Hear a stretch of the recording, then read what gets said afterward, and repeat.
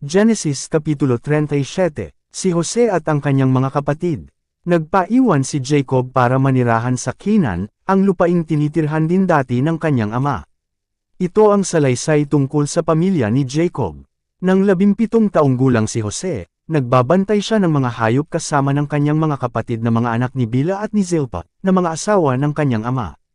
Ipinagtapat ni Jose sa kanyang ama ang masasamang ginagawa ng kanyang mga kapatid. Mas mahal ni Jacob si Jose kaysa sa iba niyang mga anak, dahil matanda na siya nang isilang si Jose. Kaya itinahi niya si Jose ng maganda at mahabang damit.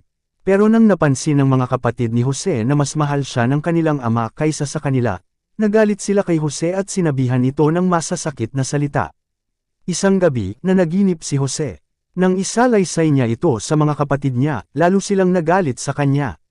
Sapagkat ito ang isinalaysay niya, nanaginip ako na habang naroon tayo sa bukid na nagbibigkis ng mga uhay, bigla na lang tumayo ang ibinigkis ko at pinaikutan ito ng inyong mga ibinigkis na uhay na nakayuko. Sinabi ng kanyang mga kapatid, ano? Magiging hari ka at manggana sa amin. Kaya lalo pa silang nagalit kay Jose. Muling nanaginip si Jose at isinalaysay na naman niya sa kanyang mga kapatid. Sinabi niya, nanaginip ako ulit na nakita ko ang araw, ang buwan at ang 11 bituin na yumuyuko sa akin.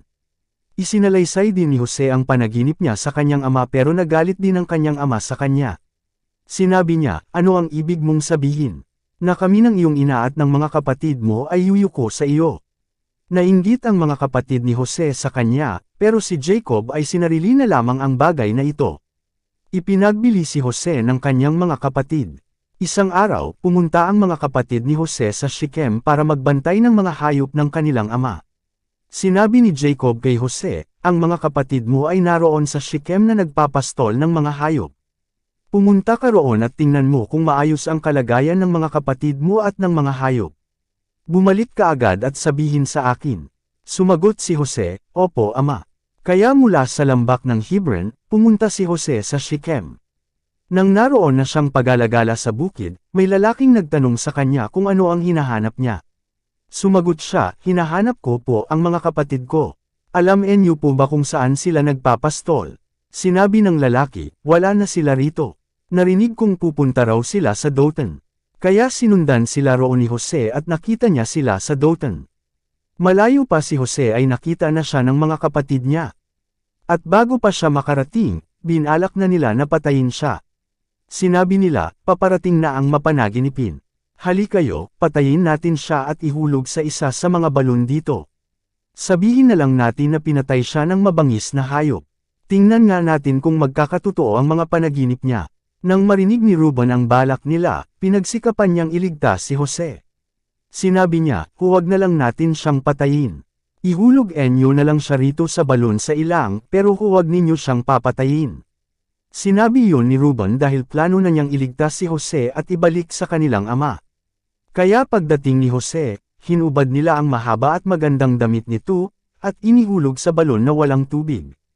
Habang kumakain sila, may natano silang mga mangangalakal na Ishmaelitang nanggaling sa Gilead. Ang mga kamelyo nila ay may kargang mga sangkap, gamot at pabangong dadalhin sa Ehipto. Sinabi ni Judah sa kanyang mga kapatid, ano ba ang makukuha natin kung papatayin natin ang kapatid natin at ililihim ang kamatayan niya? Ang mabuti pa siguro ipagbili natin siya sa mga Ishmaelitang iyan. Huwag natin siyang patayin dahil kapatid natin siya. Pumayag ang mga kapatid ni Judah sa sinabi niya. Kaya pagdaan ng mga mangangalakal na Ishmaelita, iniahon nila si Jose mula sa balon at ipinagbili nila sa halagang 20 pilak. At dinala si Jose ng mga Ishmaelita sa Ehipto. Nang bumalik si Reuben sa balon, wala na doon si Jose. Kaya pinunit niya ang kanyang damit sa lungkot. Pagkatapos, bumalik siya sa mga kapatid niya at sinabi, wala na doon ang nakababata nating kapatid. Paano na ako ngayon makakauwi roon kay ama? Nagkatay sila ng kambing at isinawsaw sa dugo nito ang damit ni Jose. Pagkatapos, dinala nila ang damit ni Jose sa kanilang ama at sinabi, nakita po namin ito. Tingnan po ninyong mabuti kung kay Jose po ito o hindi. Nakilala agad ni Jacob ang damit.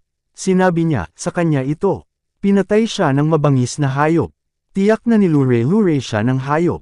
Pinunit agad ni Jacob ang kanyang damit at nagdamit ng sako bilang pagluluksa. Nagluksa siya ng matagal sa pagkamatay ng kanyang anak. Inaliw siya ng lahat ng anak niya pero patuloy pa rin ang pagdadalamati niya. Sinabi niya, hayaan enyo na lang ako. Mamamatay akong nagdadalamati dahil sa pagkamatay ng anak ko. At nagpatuloy ang pagiyak niya dahil kay Jose. Samantala, doon sa Ehipto, ipinagbili ng mga Midianita si Jose kay Potiphar na isa sa mga opisyal ng Faraon. Kapitan siya ng mga gwardya sa palasyo.